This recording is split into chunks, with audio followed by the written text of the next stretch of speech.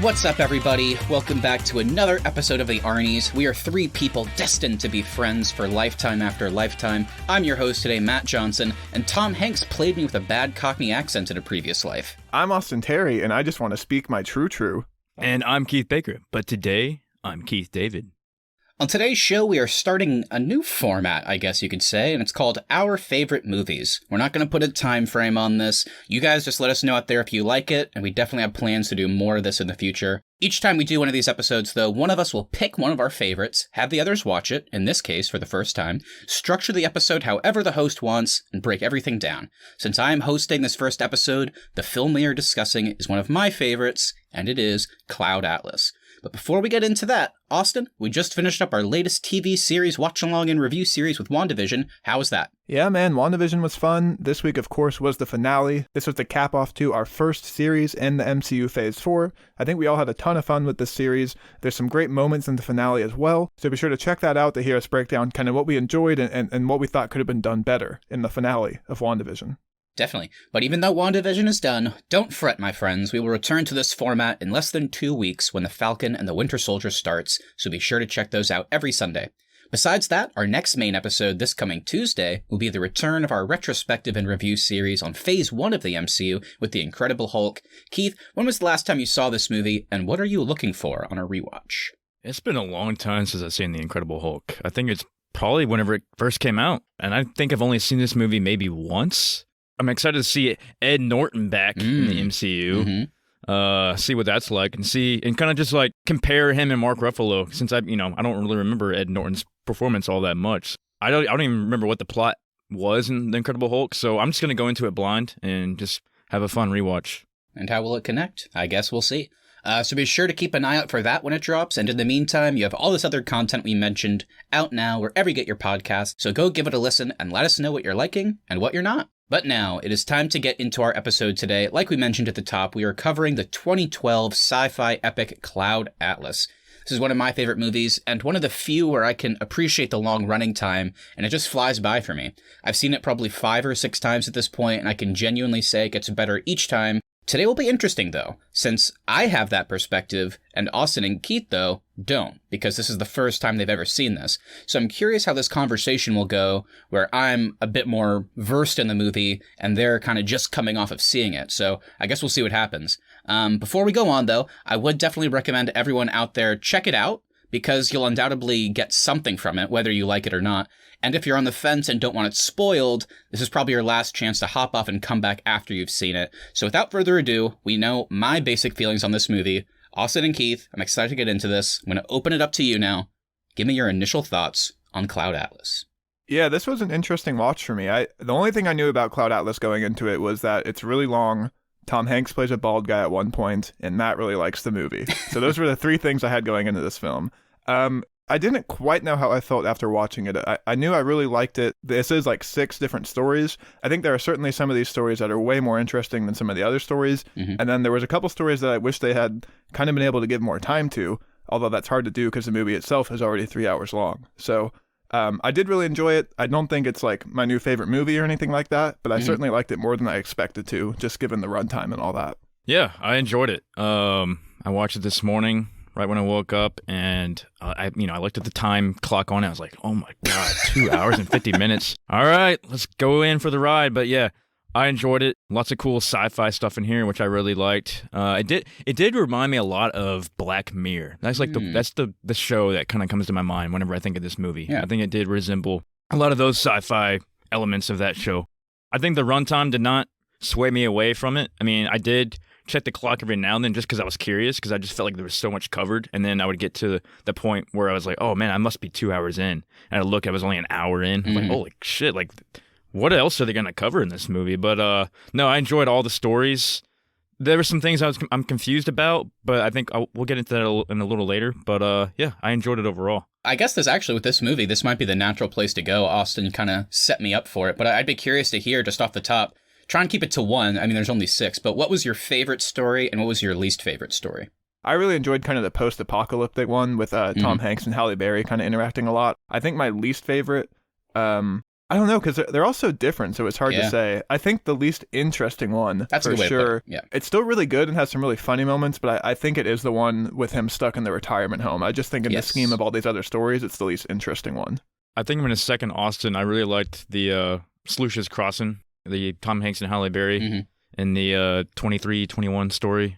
I guess the least interesting one for me was probably the letters from Zettelgem, is that how you say it? Yeah, the Robert Frobisher, the composer. Yeah, well, I like the acting, and I did kind of like the story in the beginning of it. I think as it went on for me, though, it got kind of boring, like with the whole composing thing and all that, and it just kind of, I don't know, something about that one just kind of died out for me. But did you like seeing Ben Whishaw, a.k.a. Q from James Bond? They must have had to take some hedge cutters to his hair, because it's a little bit shorter in this one than it is in James Bond. Just a little bit, but still, there's just so much goddamn hair on that boy's head. Yeah, just real quick before we move on, we'll dive into it more later. I think my favorite is Neo Soul, and my least favorite, since my first watch and in the last watch, it has one of the best endings, but Adam Ewing, The Pacific Journal, the earliest story, is the one that I resonate the least with.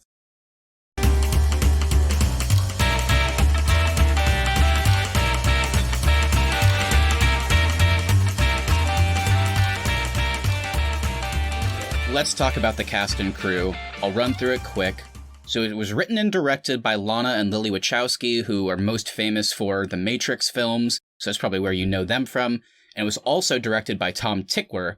And now, how this works is the Wachowskis directed 1849, the Adam Ewing, and then they directed the future storylines, Neo Soul, and then the far future with Tom Hanks. And Tom Tykwer did more of the modern stories. He did the Robert Frobisher, he did Halle Berry, the mystery, and then he did Timothy Cavendish, the 2012 story, the retirement home one you mentioned. So that's how that breaks down.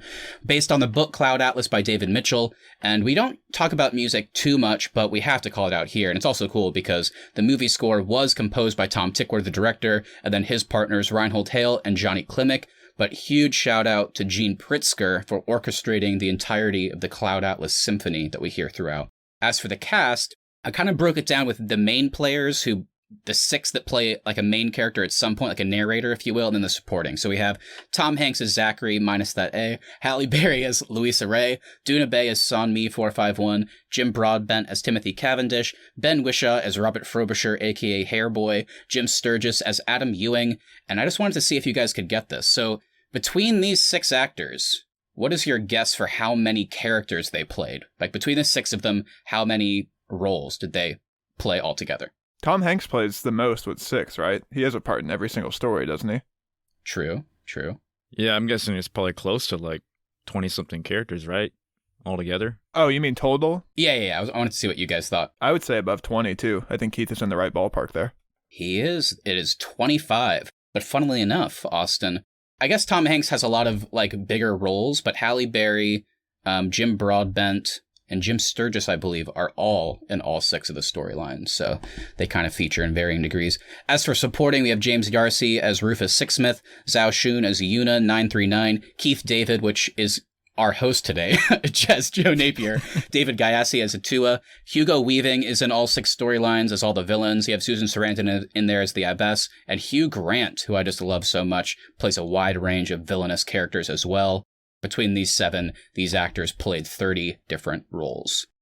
So wow, yeah, that was a big list than we're kind of used to going through, but I do want to break it down the same way. So what were your highlights, guys, between the cast or the crew?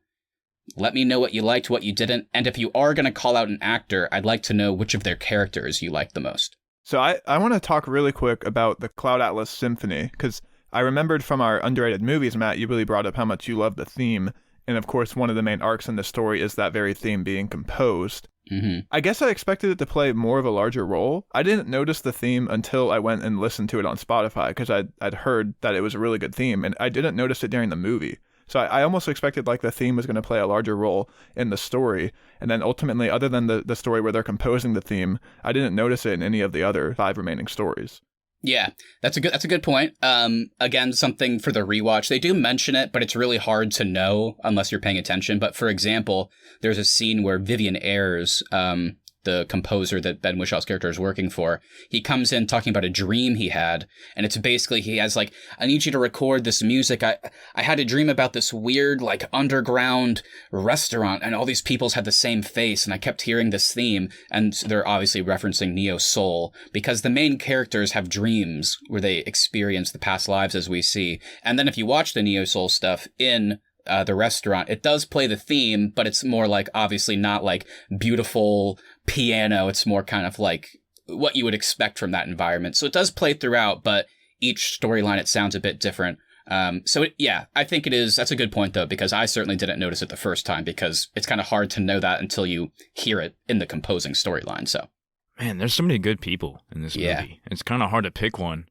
Well, since I'm Keith David, I'll shout out to Keith David. Even though he had smaller roles, I did like him in this one a lot. Mm-hmm. I will shout out to Jim Broadbent. I love Jim Broadbent. I think he's hilarious as Timothy Cavendish, and the whole retirement community thing. That was hilarious of him trying to escape that. He'll be the one to shout out, but I think they were all probably equally good. I think my big cast shout out will be Halle Berry. The two standout parts for me from her are the Louisa Ray role and then also the Mirinen role. I thought they're sort of different from each other, and I thought she played both those parts exceptionally well.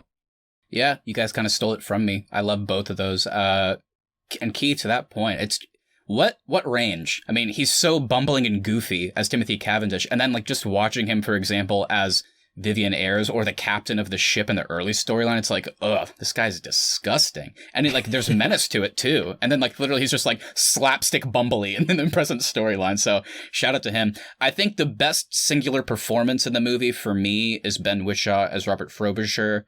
But I think he gives the most like emotional performance, but I think it's also because the storyline requires it. It's hard not to shout out Tom Hanks, obviously. And I love this movie in part because we get to see Tom Hanks doing different stuff than we see Tom Hanks usually doing. And then I also want to shout out real quick Duna Bay as Son Mi, who I think is really great. And then one of the supporting roles who I think gets a bit overlooked is James Darcy as Rufus Sixsmith, who is the only character that exists in two storylines, right? Before we move on for the cast and crew, this might also be a fun bit. Was there any kind of like when you're watching the credits, Austin mentioned it a little bit at the beginning, but out of these actors, was there any like, whoa, that was them when you're watching the credits and seeing all the characters they played? Were there any huge surprises for you that you didn't realize when actually watching the movie? My big surprise while watching the credits was the fact that Hugo Weaving played the evil nurse in the retirement home. Yeah. I did not recognize him at all. So that makeup on that was pretty incredible. Mm-hmm. Nurse Noakes, she was scary. Probably because it's Hugo Weaving. Oh, God.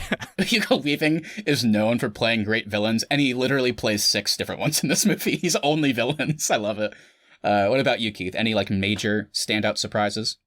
I mean, it didn't take long for me to see who he was, but it was surprising at the beginning, and that was Tom Hanks as him as evil doctor with the buck teeth and everything like that. Mm-hmm. I didn't see it at first, and then as it went on, then I was like, oh, it's Tom Hanks. That's cool. Tom Hanks as the gangster in the intro, too, was pretty funny to me. I'm glad that part for him was only hilarious. like 2 minutes long, because I could not stand his get-up and his accent in that scene, but the scene itself is pretty fun. Oh, it was so fun. Never seen Tom Hanks do something like that. Like, oh, he cunt. He was talking like Billy Butcher. The accent is horrendous, but it's so funny. He just throws that guy off the building. Yeah, I love it. Nuts. Tequila, a couple of fingers. What are you saying? Like, I felt bad for the Brits in that scene. Like, oh my God, this is really offensive. Not offensive, just silly. The ones that, I've seen this movie a lot. The one that I still have trouble seeing through, and it like shocked me in the first watch, and I think it's just really good, the makeup and whatever they used, is both in the Timothy Cavendish storyline. It's hard for me to tell that Hugh Grant is his brother, and also that Ben Whishaw plays his wife that had the affair with Timothy Cavendish. Like, very like, whoa. I still have trouble seeing that. That's like one of my big standout surprises as well. All right, it is time for some fun facts and time to pull the curtain back a bit. So I don't have too much with this one, but what I do have, I think, is interesting enough to mention. And this first one, I have mixed feelings on. I'm curious what you guys will think, and it will be part of a bigger conversation going forward. So in 2005, while on the London set of V for Vendetta, Natalie Portman gave a copy of Cloud Atlas the novel to Lana Wachowski, who became deeply interested in it. A year later, both Wachowski siblings actually wrote a first draft of the screenplay. Tom Tykwer, a friend of theirs, was invited to co-author, and constantly they were keeping in mind observations by the book's author, David Mitchell, so he was kind of weirdly involved as well. And in all those years, here's the part that's kind of, Portman was promised the role of Seon-mi, but had to turn it down at the last minute because she got pregnant in 2010. She is given a special thanks in the closing credits. So I want to talk about this. It's weird that Jim Sturgis is a white guy, that they just made his eyes thin, I guess look like a Korean. It's part of a bigger conversation. We'll get to it. But how do you guys feel? Because, like, Doona Bae plays a white woman in this movie. Halle Berry plays a white woman in this movie. I don't have a problem with that.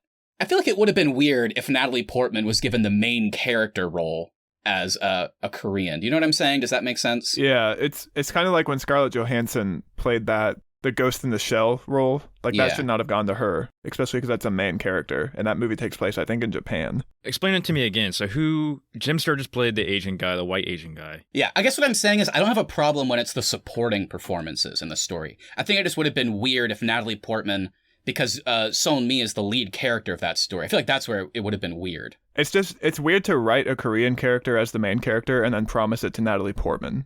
Yeah. Like, that's the weird thing about it. Why not just have an Asian person play an Asian? Yeah, I agree. The advocacy group Media Action Network for Asian Americans criticized the film's use of yellowface to allow non-Asian actors to portray Asian characters in the neo-soul sequences. The president, Guy Aoki, also called the lack of blackface being used to portray black characters a double standard. The directors responded that the same multiracial actors portrayed multiple roles of various nationalities and races, not just Asians, across a 500-year story arc showing the continuity of souls critical to the story. So that's obviously the main bit of actual controversy with this movie. So I am curious, it is worth at least talking about, did any of that not work for you? Jim Sturgis is the most egregious example. Also, James D'Arcy and Hugo Weaving are white people playing Koreans or just Asians in that storyline. Did any of that come off as offensive, or did you kind of appreciate the idea of using specific actors to fulfill specific roles that kind of felt like they were continuing from other storylines? Did that work, or was it too jarring for you? It didn't come off offensive to me because it takes place in a far future. So, like, it's like, how do you know that people would look like normal Asian people in the year 2144? People are probably going to be more mixed in the future anyway. So that's how I kind of saw it. That's a fair way to look at it. It actually kind of makes sense. I never would have thought of it that way. What about you, Austin? I guess I just don't see why they needed to do that. I mean, I know the stories are supposed to be interconnected, but they really don't impact each other that much. Like, I don't know why you need Jim Sturgis to play that role in Neo Soul. I get that they're trying to say, like, oh, all their souls are connected, but the stories really do feel like separate movies. So I don't think it would have been hard to have, like, the correct actors play, like, the minority parts in this movie. I definitely agree. It is a bit jarring at times, but ultimately I can kind of agree with the filmmakers here. I understand what they're going for, so I can appreciate it in this context. That being said, kind of like Austin already said, it would have been cool if, like, the Jim Sturgis character had been played by a Korean or Asian actor, and then that actor was used to play other characters throughout with different nationalities. So it would have been nice to see them maybe go a bit further with that. Especially since Hollywood kind of does have a diversity problem too. So it would have been nice to have, like, a movie of this caliber, this kind of budget, to have actually some minority actors in big roles too. Well said. Well said. I just thought that one was worth mentioning. Let's move on. The movie cost around $100 million to make, making it one of the most expensive independent films. $7 million of that budget came directly from the Wachowskis. They contributed it. The film went through numerous difficulties to land a financial backer, including the studio Warner Brothers. They wanted to pull it like a bunch of different times. The directors had waived their fees and started putting in their own money just to keep the project afloat. Lana Wachowski credits Tom Hanks with helping get the film off the ground because he inspired many of the cast and crew by being the first to fly to Berlin to begin shooting the film. Basically, during all these meetings when they're like, we had to pull the plug on the project, Tom Hanks would be in it saying, no, we got to do it. Like, I'll get on a plane right now. And then I saw a quote, somebody said, I guess Tom's on a plane. I guess we'll get on a plane. So, yeah. So the Wachowskis seem really grateful to Tom Hanks and his enthusiasm for the project for actually getting it to happen. It sounds like the cast and crew really enjoyed making this movie then, if they were able to stick through it, through all of that kind of budget being pulled and the studio wanting to back out. I bet it had to have been fun for them playing a bunch of different characters. Yeah, we're going to talk about that too. There's a really cool section on the Wikipedia for this that I think you guys will really dig that kind of involves that. We mentioned it a little bit already, but Tickware and the Wachowskis filmed parallel to each other using separate camera crews. So this movie basically had two crews, and they rarely interacted with each other because they were in different parts of the world filming these different stories. When they could film together, they did, but for the most part, they were not. Tickwer said that the three directors planned every segment of the film together in pre-production and continued to work closely together through post-production. Warner Brothers representatives agreed to the film's 172-minute running time after previously stating that it cannot exceed 150 minutes. So they agreed. So I thought that was just kind of a fun little thing there. Because of the nature of casting on the film, the directors told the actors to think of their roles as a genetic strain rather than a series of individual parts, with actors in one storyline affecting another in different ways. That seems like something only a, artsy film director can say at a job interview. Like, what am I going to be doing in this role? Like, what's my day-to-day work going to be like? And then they respond with, you're going to be pretending to be a genetic strain. Yeah, it's like you're a soul, you know? I think it's really cool that they had parallel film crews, like one going in probably South America and one going in Europe or whatever. Yeah. You don't really hear that too often. Usually everybody's in the same spot filming one scene at a time. That's pretty cool. They were able to split that up like that. Very strange, but very cool. So we can also talk about our critical reception now. So Cloud Atlas released in 2012. Its earliest premiere was the Toronto Film Festival, where it received a standing ovation. Festival success does not always mean box office success. The film would go on to earn $130 million worldwide against a $129 million budget. Box office bomb. Big time bomb. And the film currently has a 66% on Rotten Tomatoes. So the film released to extremely mixed critical reviews. For example, legendary movie critic Roger Ebert called it the best film of the year, while Time magazine called it the worst film of 2012. Yeah. So critics were extremely divided on this film. For some of the praises, they praised the sheer scope and scale of the film. However, many differed on the actual execution of this said scope and scale. The score, visuals, and editing all appeared to receive universal praise. And the critics that liked the film also praised the ensemble cast and their performances across different roles. Some criticisms, though, included the runtime, the execution of the interwoven stories, an essential theme that seems to get lost by the time the credits roll. Some of the critics felt the film wanted to have a grand message, but didn't know how to convey it. And the critics that disliked the film also disliked the cast playing a multitude of parts, with NPR calling the disguises egregious and saying, I like Tom Hanks, but when it comes to transforming, he's no Peter Sellers. It's always, hey, it's Tom Hanks. Yeah, I can get that, the distracting element, but Keith, why don't you kick us off since this was your first time, and Austin jump in as well. What do you guys think? I mean, a bunch of positives in there, a bunch of negatives. I love the dichotomy of, Roger Ebert, it's the best, and times it's the worst. We say mixed a lot, but, literally, somebody said it was the best movie of the year, and someone said it was the worst. So it's, the definition, the peak of mixed. But let me know what you guys think. I mean, positives and negatives in there. What do you agree with? What do you disagree with? Yeah, I'll say that I disagree with the fact that Tom Hanks was distracting. I think he played all of his parts really well. And I mean, like I said, I forgot that it was Tom Hanks in a lot of them. Mm-hmm. So I'm not really with him on that part. One thing I will kind of agree is how the message does kind of get lost towards the end. I'm still kind of wondering what the message is in all of this. I really agree with the praise of the editing. Even though this is 6 different stories, the way they interweave it is really cool. However, I do also agree with the criticism of the execution of the woven stories. I had a hard time really figuring out how these stories are supposed to impact each other. That's kind of the biggest criticism that I agree with. It was kind of interesting because all the critics that liked the movie also liked all the performances, and all the ones that didn't like the movie hated all the performances. So I do disagree that the disguises were terrible. I think there were a few that didn't work at all, but then there were some where I didn't even recognize that actor until I saw the cast and crew roll up in the credits. Yeah, I actually do agree with some of the stuff they're saying, even when it comes to the negative. I guess what I would say is, Keith mentioned Black Mirror, which always has these weird grand messages or just crazy reveals and stuff. And I guess when you're watching this movie, it kind of feels like at times, oh wow, what's this all going to be about? Where's it going to end? And it feels like it should be grander because the movie is so grand and ambitious. And then ultimately the theme is kind of just love and connection. Pretty basic. And when I first saw it, I kind of agreed with the critics, I really love this, but yeah, I guess by the end, it's that's it? That's all you got? But after I've watched it again, I kind of just appreciate that it's just such a simple theme and message, and love transcends and all that. There is elements of destiny and fate and just the connection, especially. I like that it's as simple as that, but they just present it in the most grand way possible. I even saw a quote with the Wachowskis talking about that. They were we wanted to make a movie about this, but make it through the lens of something nobody's ever seen before. So I appreciate that, but I can't understand why people would feel it gets lost at the end, like you guys even mentioned. So I can understand the critics on that. Something else, too, that I saw was a lot of critics kind of said, you're not going to appreciate the long runtime unless you read the book. So it kind of felt like only fans of the book were going to be the ones willing to actually go sit for 3 hours in a theater to see this movie. They were probably right, because, I mean, here I am doing an episode with you guys about one of my favorite movies, and I watched this for the first time, not in theaters. So it's like, I saw the trailer, and I was like, oh, that's cool. But then it's like, it gets mixed reception, and it's not in theaters that long, and then, yeah, it just kind of exits your mind. So maybe they were onto something with that. I mean, obviously it didn't do great at the box office, so. All right, before we move on from the critical reception, we kind of teed it up a bit earlier. I thought this would be fun. So the cast and crew have had some really fun things to say since the movie's come out.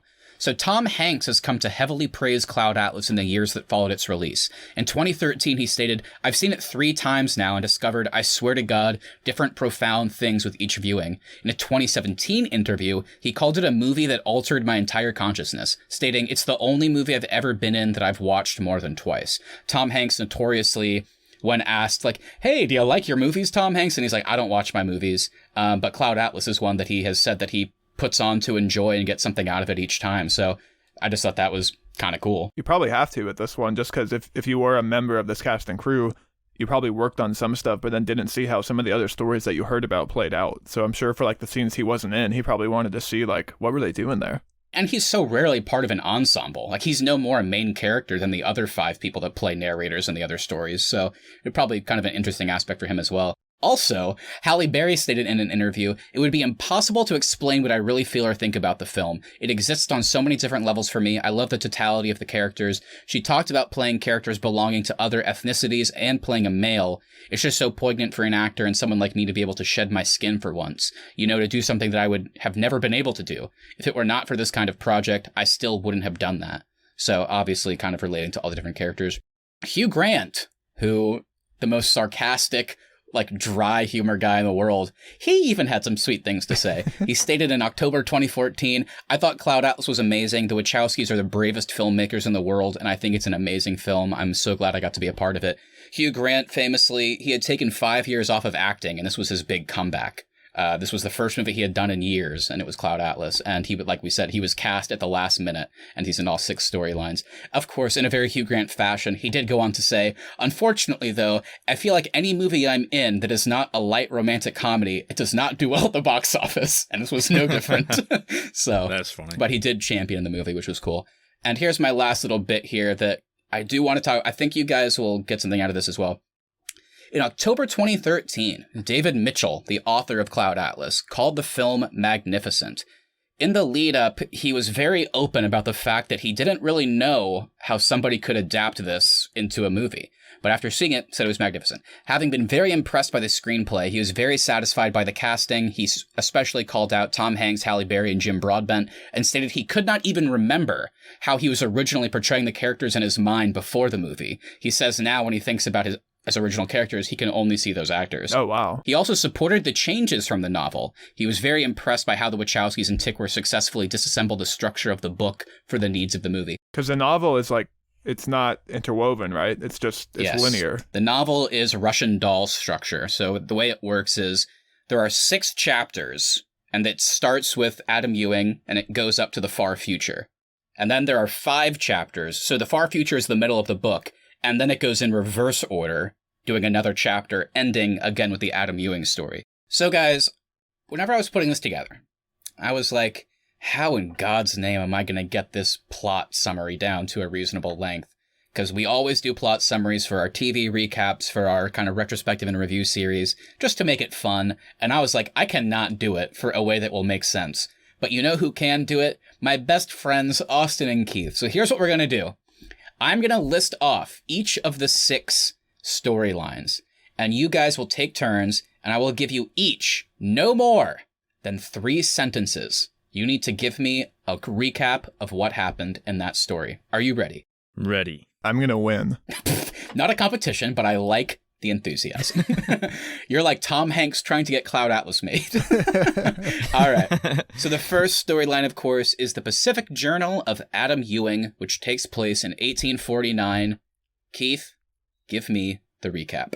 3 sentences. If you go over, I'm muting your mic. All right, so this one taking place in 1849. Mr. Ewing is on a voyage back home from the Pacific Islands. He ends up saving a slave's life, who ends up saving his when he is poisoned. Oh, well said. He then returns home to join the abolitionist movement. That was really good. Good job, Keith. I like it. I thought there was going to be like more stumbling, like trying to remember, but you nailed it. All right. The next storyline is called Letters from Zettelgem. This is the Robert Frobisher story that takes place in 1936. My friend Austin, it is your turn. A young composer seeks out the legendary composer of his time. That's Good. a comma. That's a comma. Oh! Comma. And asked to be his protege while writing love letters to his lover. Good. He starts up an affair with Vivian Ayre's wife while composing one of the best works of Vivian Ayre's career. The two finish the work, but Ayres discovers the affair and kicks him out while getting shot in the process. Does culminate in his suicide, but again, we did not have enough sentences. But that was really good. That was really good. All right, the next one, Half-Lives, the first Louisa Ray mystery, which takes place in 1973. Keith, go for it. All right. Taking place in 1973, journalist Louisa Ray is covering a story on an oil company turning nuclear. Yes. She finds out that there is a horrible plot behind the scenes. With the help of the doctor and Keith David's character, she exposes them and incriminates them for their plans. What? I think Keith just said in 2 sentences, but you nailed it. I love it, Keith. I love it, Keith. The other sentence would be, Hugo Weaving is a villain and he gets killed by a sledgehammer. So there you go. All right, next one. The Ghastly Ordeal of Timothy Cavendish, which at the time, of course, was the present day story. In our context, it takes place in 2012. Austin, run it down. A book producer named Timothy Cavendish comes into more money than he could ever expect when his author murders a book critic. He spends the movie faster than he can retain it and comes into debt, being forced to reach out to his brother for help. Uh-oh. After years of a strained relationship, his brother locks him in the retirement home, and he is forced to escape with his newfound best friends. There you go. Okay, I was worried that you weren't going to get to the retirement home in time, but you got it. You got it. Perfect, perfect. All right, Keith. I'm curious how these future stories will go. So an Orison of Sonmi 451, which takes place in 2144. Keith, what do you got for me? Taking place in the futuristic city of Neo Seoul in 2144. Somni 451 is a artificially created clone, I think, that ends up breaking out of her coded DNA and joins the rebellion movement of that time. This storyline probably confused me the most, is what I had to add in my last sentence. Perfect. I like it. I like it. And then our last one. I hate the title of this. Sluicious Crossing and Everything After, I guess. I don't know what you would call it. It's just the far future. That's what I call it. It takes place in 2321. Austin, what do you have to say about old Georgie? I'm going to go for double or nothing, if you will. I'm going to do this in one sentence. Whoa, okay. Tom Hanks and Halle Berry hike up a mountain together. All right, Keith, I'm going to let you add one sentence to that. They kill some cannibals.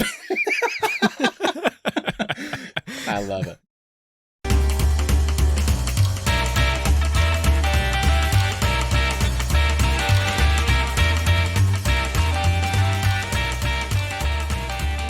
All right, guys, it's time to get to the main discussion, but I figured I would have a little just final word here about why this is one of my favorite movies, just to run it down before the roundtable discussion. So this is an interesting one for me because it has become a recent favorite, all things considered. It was a movie I remember seeing a trailer for back in 2012 that I think was like some 6-minute long Comic-Con announcement trailer, and I thought it looked amazing. But then it came out, and I feel like I forgot about it. Probably the bad box office combined with polarizing reception. It kind of just exited my mind in a weird way. But then in 2019, when I was living alone in Houston, I was scrolling through Netflix one weekend.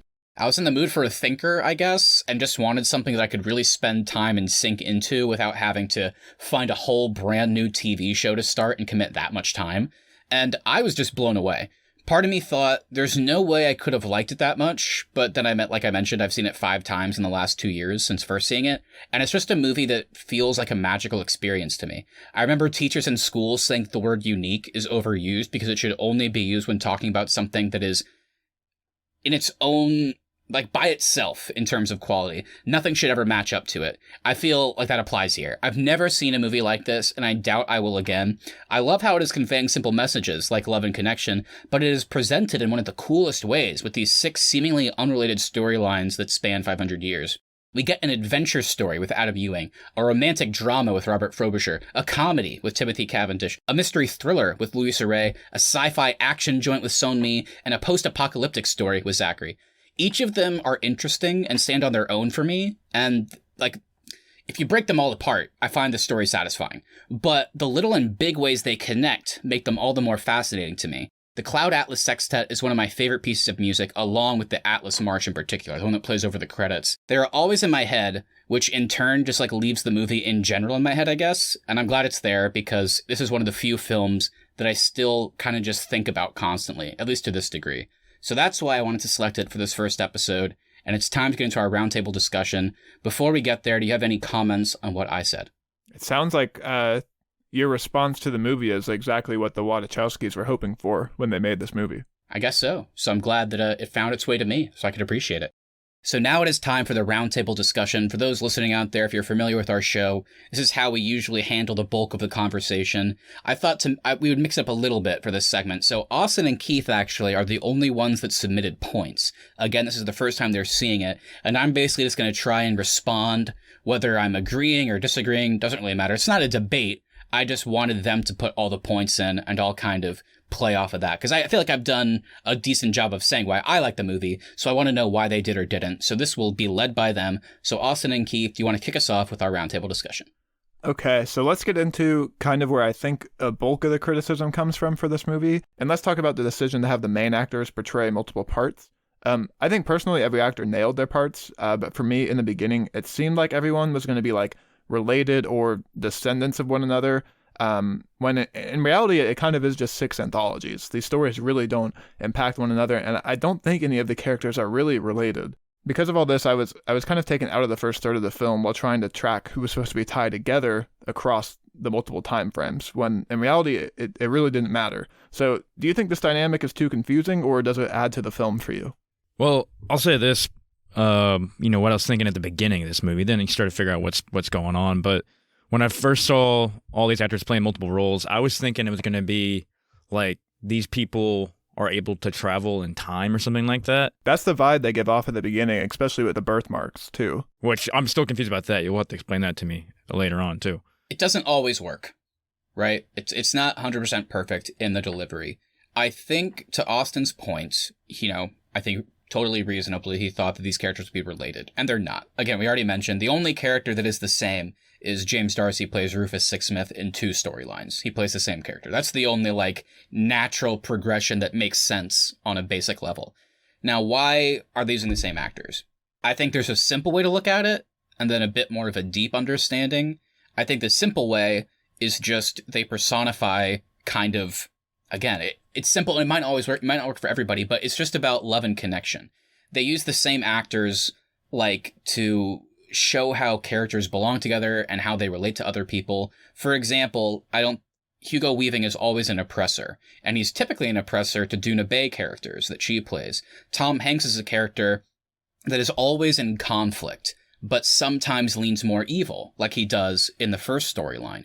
But again, he's not all good. In the Louisa Ray story, this is a guy that seems good by helping out Halle Berry, but it turns out he was complicit in everything they were doing until he meets her.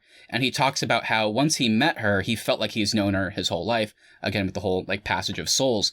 And then in the far future, he lets his brother-in-law die because he's a coward. And it's just interesting to see how characters go one way over the other. So to answer your question, yeah, they're not related, but I think they picked actors to play certain roles. I think that's the purpose. Like, for example, did it work for you, the reveal, if you want to call it that, whenever Adam Ewing gets home and Duna Bay plays his wife, after just having the scene where we see his character in Neo Soul die and we realize that they'll never get to be together. But then it's like love perseveres and they have been together. So I guess that's what they were going for. So yeah, they're not related. It doesn't always make sense, but does that aspect of it work for you? That reveal worked for me in the sense where it's like, oh, it's Evan Peters playing Pietro Maximoff in WandaVision. It's like, oh, it's that actress. It wasn't really, the story reveal didn't really work for me. I thought that story and ending was really sweet, but the fact that it was Duna Bay in that role didn't, add to the love story for me. I get that. And, the same thing, because that scene is followed up by Hugo Weaving, and it's cutting back and forth between him trying to keep his daughter, and that story played by Duna Bay, under his watch, but then it's cutting to him and Neo's soul watching her die. So it's like sometimes he succeeds as the villain, as the oppressor, and then sometimes he doesn't. Doona Bae plays the woman that kills him with a sledgehammer in the Louisa Ray storyline. So it's like they picked actors to play off of each other for specific reasons. Same with Tom Hanks and Halle Berry. It's like over these stories, they have this connection that they keep bringing up. And then by the end, of course, in the far future, they actually get to be together. So that's what they're going for. But I get what you're saying, Austin, that sometimes it just feels like, oh yeah, I get it. It's the same actor. I get why they're doing that. Yeah. But it's not like the love didn't work for you. Okay, I get what you're saying. And I think I would have enjoyed all those connections more if I hadn't spent the first third of the movie trying to figure out, like, okay, who's supposed to be related to who's supposed to be influencing who in this film. Like, I was so taken out of the movie trying to track all that stuff that by the time I just kind of let it go, I started enjoying the movie more, but I was also kind of like not fully bought in on the story by that point because I was already an hour and a half into the film. That's a great way to put it. And yeah, Keith, I want to hear your thoughts, Keith. But as for the birthmark, it's this weird thing where there's the passage of souls where actors look alike for certain reasons, but then there's also, I guess, reasons why they don't look alike. Because again, Tom Hanks, Halle Berry, Ben Whishaw, Jim Broadbent, Jim Sturgis, and Doona Bae, they all have birthmarks in each of these stories where they're the main character. And again, I think it's just a whole passage of souls type thing. I think it's kind of cheesy, but I think that's how simple it is. I mean, Rufus Sixsmith says to Halle Berry, that's an interesting birthmark. I knew somebody that had it. It turned out to be his lover, Robert Frobisher, that had the same one. So it's kind of just the passage of time. And I think it's just a visual way to put it, but yeah, that's my take on it. But Keith, I want to hear kind of how you'd respond to Austin's point. Did you agree with that? How did you feel in the beginning? Was it just hard to get on board for the same reasons that Austin mentioned? I think I started I think Austin you put it right. Once you kind of let go and quit trying to put expectations on it of what it's supposed to be and all that, then it kind of started to make sense a little bit more. I was like, okay, yeah, I think it is just as simple as that. It's just the passage of souls. They're not really supposed to be related or ancestors of each other or anything, or descendants of each other. They just happen to be the same actor playing a different role. Yeah. But it's more of a symbolic thing, I guess, that life goes on, that people are related and all that kind of stuff. Yeah, and I think there's a way to do a deep dive analysis on it, but I have a feeling the directors would even say the same thing. It's like, yeah, there's no like crazy sci-fi aspect of why it's the same actors or that they're related. It's just love perseveres, and sometimes it works, sometimes it doesn't. Sometimes you beat evil, sometimes you don't. Sometimes you're corrupted by it, and a lot of the Tom Hanks characters, and sometimes you're not. So I think it's as simple as that, but I can definitely see where you're coming from. It's like, is there something more to this? And it can kind of take the enjoyment away, especially when you get that far into a very long movie. So yeah. Very well said. I get that for sure. So, Matt, you have mentioned the words love and connection quite a bit, and I do agree with you that is the central theme of the movie, but I do feel like the love stories in each of these time periods either get lost or are never fully developed. It's kind of what we talked about in our romantic comedies episode, where if you don't fully develop the relationship, it's hard for me to buy in.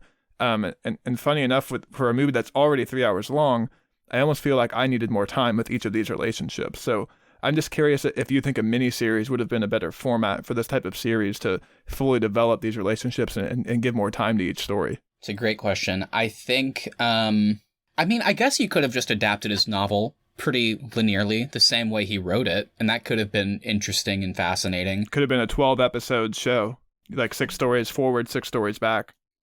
Yeah, I think they could have done it. I mean, the book's great, and it works the way it does it.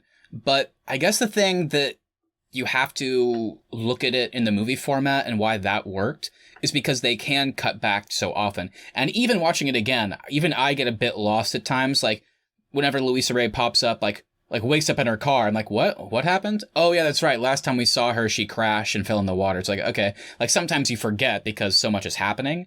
But I do think the fact that they could make it a 3-hour version and cut back a lot does lead to some great reveals, as I put it. Whenever they reveal that Hugo Weaving's playing a character, and it's like, oh, he's oppressing said character again. Or, the reveal that works for me that we talked about already is like, oh, okay, they couldn't be together in Neo's soul, but they were together already in a past life. Adam Ewing and his wife, played by Doona Bae. So that aspect works, and I feel like that would have been lost in a miniseries format where they're not cutting back as much. So yeah, I like that we get it in a movie format, but maybe it definitely would have been more palatable in a miniseries, and maybe it would have been a bit more successful, which could have led to like a more artistic version, like remake or something in the future. Who knows? I do think, though, having more time with the relationships would have made the tragic stories more tragic, because you get more time with these characters, and then the one at the end with Adam Ewing making it home to see his wife, I think that would have hit better for me. They tell you that he loves her, but they don't really show you it in that storyline. Yeah, not until the end, for sure. I guess, that's the weird thing. Like, for me, maybe I've seen the movie too many times, but it's almost like I don't look at them as individual characters anymore. Like, I totally agree with what you're saying. I get it. Like, there's not enough, like, when you look at it individually, it's like, I don't care about Adam Ewing being back with his wife. I don't care. I don't know them. I've barely spent time with them. But I look at it more as, with the editing, oh wow, he just died in the Neo Soul segment, and she just had to watch him die, and she's explaining her truth to this archivist, knowing she's about to be executed, and then it cuts to him finally making it home and getting to see her again. So it's not like I look at it as Seon-mi and Haeju weren't together. I look at it as the same characters. It didn't work, but then it did. Does that make sense? Yeah. It's like, I look at them as like one thing, but I get why you wouldn't. I just didn't see them as separate characters. Like I've said, I kind of viewed all these as 6 different anthologies. Yeah, no, I'm kind of with you on that. I think for me, I don't really need too much of an explanation on the love stories and all that. I think for me, I just kind of looked at it as a collection of short stories and more of just snapshots in time, which that worked for me. And then we just have an underlying theme to all that and connection to all that. That worked for me. I really didn't need too much of a backstory in all these characters and all that. I was cool just seeing them where they were as we saw them. But yeah, while the storylines did feel connected and each one flowed well, I was left with some curiosity of how things got the way they were with the stories taking place in the future. And this does kind of contradict what I just said as far as like I don't really need too much of an explanation. I was curious though of how things got the way they were in Neo Soul in 2144, and then later on with Zachary in the 2300s. Like how did they get off Earth? How did Neo Soul become the way it is with like clones and slaves and all that in the future? It would have been kind of cool just to get just a brief explanation of how Earth transformed in that way. That would be cool. I mean, like in a miniseries format, it would have been kind of cool if, like, at the beginning of each episode, they do almost like a fast forward. Like it goes from 2012, like here's what happened, and so that we get to Neo Soul. That'd be really cool. That would have been cool. Like you said, Keith, I like that it's a snapshot and it works for me. I totally get your point, but like, at the same time, I kind of don't care how it happened. I like that we go from 2012 where things are fine to then this really weird cyberpunk Neo Soul. It's like, how did it get there? It's like, well, I guess that's just the natural progression of things. You know, things change so much in time. It's almost like, now that it's history for us, we don't think about it, but how did things go from the way they did in 1849 to 1973, you know? And then the far future, the post-apocalypse, it's like, well, what happened? And it's kind of like, well, I don't know. It's so far in the future, shit's going to happen. So it kind of makes sense. The one thing there, though, is the far future story starts on the big island of Hawaii, I believe. Yeah. And then they leave Earth at the end, to your point. So just to kind of clear up that aspect, they're on Earth. Okay. And then they go to like some other moon or planet or whatever for like whenever Zachary's older at the end. Okay, I did not know that. Funny enough, that's actually the thing I'm most interested in at the end is them leaving Earth and living on this new planet. I want to see that story of like how that happened, how they left Earth, how they colonized the new planet, how they can like see Earth. And I love the visuals in that scene with Tom Hanks telling that story. I think that set looks so cool, and I would have loved to see more of the planet that they're living on. Yeah, I really like that part. Yeah, me too. And it sounds like it didn't 100% work for you guys, but again, maybe it's something on a rewatch, but then the reveal there, because we've seen most of the birthmarks at the beginning, but then the reveal where now that he's bald, it's on the back of his head, and it's like, okay, that's cool. I liked how it focused in on that for like one of the last shots. That's a great point. Like, it's weird because I like what they showed, but you guys are right. It's almost like they set up such an interesting world that you do want some of the lore. So yeah, I'd be really interested in getting more. I don't know how they would present it, but either way, I would be curious how this world came to be in the span of 500 years. So I really did enjoy each of the stories, and I was really impressed with how different they feel from one another. I think the special effects and the world building of each time period was extremely impressive too. And I think all of this is a pretty incredible feat of filmmaking. I did, however, though, have a hard time tracking which events of the various stories were supposed to influence the remaining stories. Do you guys think they nailed telling a cohesive story, or did it feel like 6 different movies, like kind of how I phrased it as like 6 different anthologies? How did it feel to you guys? I think probably the main thing I took away from it was deja vu in a way. in dreaming, you know, how they all had like a common dream. Because Vivian, the composer. So he had the dream of the song, and the song was also in one of the other storylines, right? Yes, so Robert Frobisher composes it, and then Ben Whishaw plays a record store owner that's playing it that Louisa Ray comes to, and she talks about how, but I've heard this before, and he's like, you couldn't, it's so rare, and she's like, but I know it. So yeah, you're right. All the weird feelings that us humans get in normal everyday life, like I said, deja vu, maybe some things pass down from soul to soul as time goes on. That's the overall thing I kind of took away. Yes, you're 100% right. That's what they were going for. That's the main thing. That's the important thing. How it like how each like actor or character they're playing influences the next. But to the point, we can talk about, and some are way better than others. Like some of them are not very good. Like for example, there are the direct connections. Each story has like one for the most part. And for example, Adam Ewing is sick. He's dying because Tom Hanks is poisoning him to get his money. And he's writing a journal. Robert Frobisher, years later, while working for Vivian, finds this journal in his library and is fascinated by it and is like, how can he not know this man is poisoning him? Like, he's killing him. And I guess you could make the argument he's not going to let Vivian do that to him, so he kills him. So there are ways that they influence and some that they don't. So, like, did you guys pick up on any of the other ones? Like, that's one example. Yeah, I picked up on the letters one. I picked up on the record store one. I didn't see the thing that influences the story in Neo's soul, and I didn't see the thing that influences the story in the future either. And I don't think there was anything in the Ewing one either, because that's the first one. Yeah, well, one I just remembered was the one that the message that Somni put out. Oh yeah, that's right. She becomes their prophet. I guess I didn't think of that as the influential event, because that one is more like in your face, and the other ones are more subtle. To Keith's point, the direct thing, it's not just Sonmi's their god, but the direct thing is they get to watch the message, and where they're watching it, did we pick up on that's the same place where she recorded it, and that's where all the bodies are? Okay, yeah. So that one's pretty overt. My favorite one though is Austin mentioned, the Neo Soul one. So it's so good because the Timothy Cavendish story is just a comedy. It's like, how the fuck is this going to influence anything? And then, of course, that story being so crazy, he references, man, it would be crazy if they made a movie about this. And they do. Tom Hanks plays Timothy Cavendish in a movie, and he says the line, I will not be subject to criminal abuse. This is a line that Yuna and Sonmi are able just to this random thing. They don't get to enjoy anything. They see this clip. She says it. Yuna becomes this like, oh my God, like that's crazy that this kind of person could do that. Sonmi picks that up. She becomes like this leader because of this. She's this artificially created thing, but they're going to use her as the figurehead because she's basically broken out of her programming, all because they saw a movie based on Timothy Cavendish's life. And then she becomes the prophet for the far future.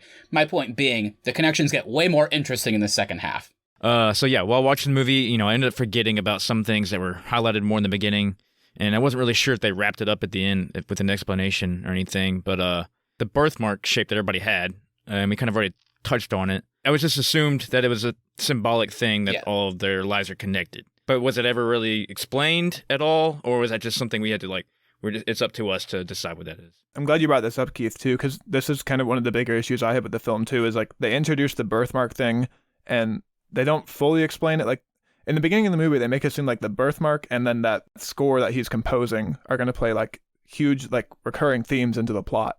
And ultimately, they're just kind of things that get referenced throughout the remainder of the movie. But in the setup of the film, it just kind of seems like they're both going to play bigger deals than they actually end up playing in the bulk of the story. Yeah, I agree, because the connections for the later storylines is so much better. Whereas like Robert Frobisher composing his masterwork really only culminates in Louisa Ray going to a store to follow a lead, hearing it and going, oh, I recognize this. And then, of course, having Ben Whishaw play the record store owner. But you can take that scene out of the movie and it doesn't add to the story in any way, really. Yeah, I guess you could argue that it makes her maybe more passionate about the case because she's reading these letters that he sent to Rufus Sixsmith after Sixsmith is killed.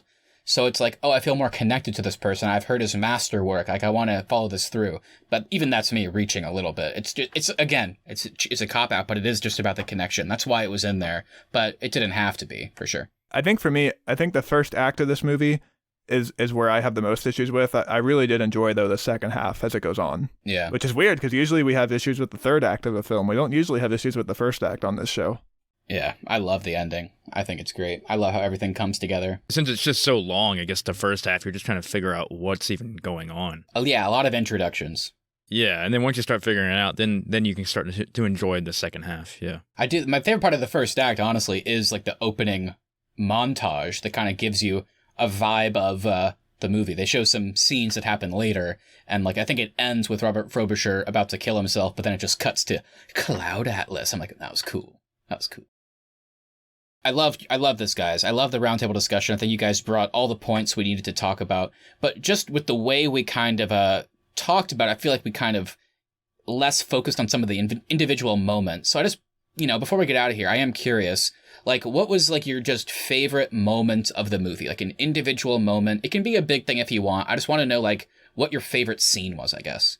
First one I'll think of is probably one of the more funny scenes is whenever Timothy Cavendish and his fellow nursing home companions are at the bar. Oh, and they get into the bar fight. Great call. And the old man just says, "If all you little Scottish people are here," and then he screams like, "Help, help!" And then they all just start fighting the nurse and the other nursing home workers and all that. Yeah, that was a fun scene of mine.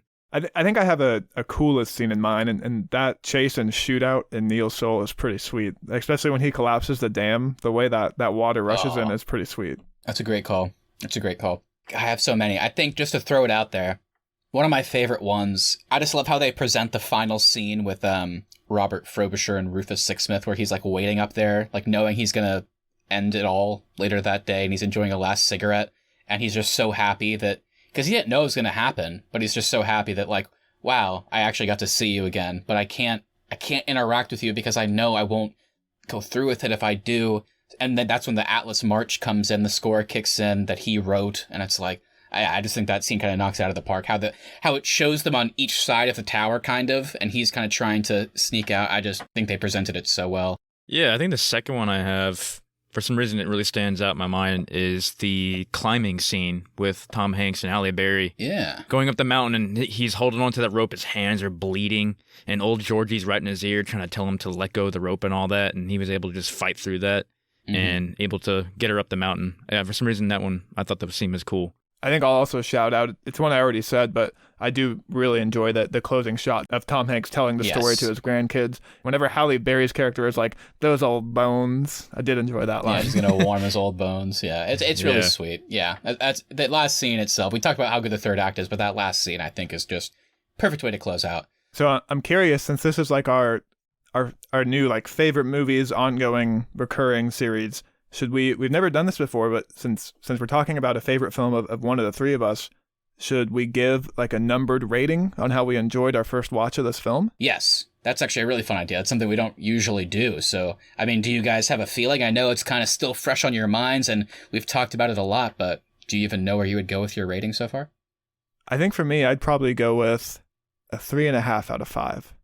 Okay. I think I'll go a 4 out of 5. It's definitely something I want to like sit on for a little while and think about it more. It's kind of weird. After our conversation, I want to go back and watch it again, but then I also don't want to spend 3 hours watching it again. I was just going to say, I'm not going to pressure you guys to watch this movie again, but I genuinely think if you ever do, I would just love to hear your thoughts, because I loved the movie when I first watched it, but things just became an all-time favorite going forward. So I would be curious if you guys ever followed up with it, what your like new thoughts would be. Yeah, I mean, for me, it's a 5, obviously. I love the movie. It's hard to like go back and remember what I thought exactly the first time, but I do remember loving it. Okay, so let's go ahead and start closing out the show. But before we can do that, we of course need to do the Arnies Podcast Awards. This is a segment where we give an award to anything in this episode. Keith, go ahead and start us off today. I'm going to give the Naughty Nurse Award. Ooh. Goes to Mr. Hugo Weaving as Nurse Noakes. He was creepy as her, but fun character to watch for sure. I'm going to give the Best Acrobatics Award to David Gyasi as Atua. Dude, the way he runs up that ship mast and like that's a cool just sprints up it with the it was rope cool. and descends the sail. So sweet. He gets the Best Acrobatics. Like I said, the Adam Ewing story has one of the better endings, but I don't love it throughout. But I'm a sucker. You guys know how much I love Master and Commander. The practical ship stuff, like actually out on the ocean, like it's not CG. Man, those were some really cool shots. And like actually watching somebody, not him, I'm assuming, but him do that acrobatic scene is so cool. I gotta do it. All right, look, I could have thought of something a bit more deep or a bit more emotional for a movie that I find so deep and emotional for me and so resonant. I gotta go with the obvious one. We talked about it. I'm gonna go for the worst guest to have at a bar. And it's Tom Hanks going, tequila, couple of fingers. I'm so glad that's the end of his character in that storyline. I would not have been able right? to do But it. isn't that cool, though? It's like they give them... It's not like he has to be a main character in all of them. It's just like a dumb, fun, little quick thing. Okay, well, everybody, thank you so much for listening today. If you enjoyed this episode, please make sure you hit that subscribe button so you never miss any of our upcoming content. Also, if you wouldn't mind sharing us with a friend, we really do appreciate that so we can continue to grow this show. At The Arnies is our social, and thearnies.media is the website. Additionally, reviews and ratings really do help us out. Even if you don't want to write anything, a starred review on Apple Podcast really does make a big difference for our show. We'll be back next week for the continuation of our MCU Phase 1 series and review with The Incredible Hulk. That's right. We talked about it already, but it's worth mentioning again. WandaVision. It was a fun few weeks talking about that show. The finale just happened, so go to your podcast feeds. See our thoughts on the finale, see our thoughts on the whole season at large. You'll have some fun with that. Austin and I are doing the ongoing monthly series Co-op Couch. We've talked about our favorite, like our most anticipated games of 2021, our favorite game levels, so check that out. Austin mentioned MCU. So much MCU, with of course the Hulk, but also Falcon and Winter Soldier. Oh my god, just 2 weeks away. So much exciting stuff. And then finally, you thought we weren't gonna do it? Everybody? Well, we are. Do you like us breaking down 3-hour-long movies? Well, motherfucker, I hope you like when we talk about 4-hour-long ones. Snyder Cut. Snyder Cut. We're doing it. And it's gonna be bad, and I can't wait. I'm sure it'll be good. I don't know. It may be bad, but there's no way it'll be worse than what we got in theaters. So at least we have that going for us. There's no way it'll be worse, but we're not going to get a scene where Superman returns and Ben Affleck being all like, he can't even fit in his bat suit, just goes, no, whenever he sees him while holding a gun in his hand. He's holding an assault rifle, and he sees Superman come back, and he goes, whoa, hey. All jokes aside, though, dude, I am so excited for March 18th. I can't wait. We're going to watch it together. We're all going to try and watch it together, too. So it's going to be, I think, a fun experience for us. And how the hell do we break it all down? I don't know. But regardless, it'll be interesting, I feel like. But yeah, go check us out on Instagram at The Arnies. Feel free to direct message us your thoughts on this episode and future episodes. And let us know, everybody. This was one of my favorite movies. So what'd you think of Cloud Atlas? And let us know. What are some of your favorite movies? All right, we will talk to you on Tuesday. No Sunday episode this week. We'll talk to you on Tuesday for The Incredible Hulk. And that's the true.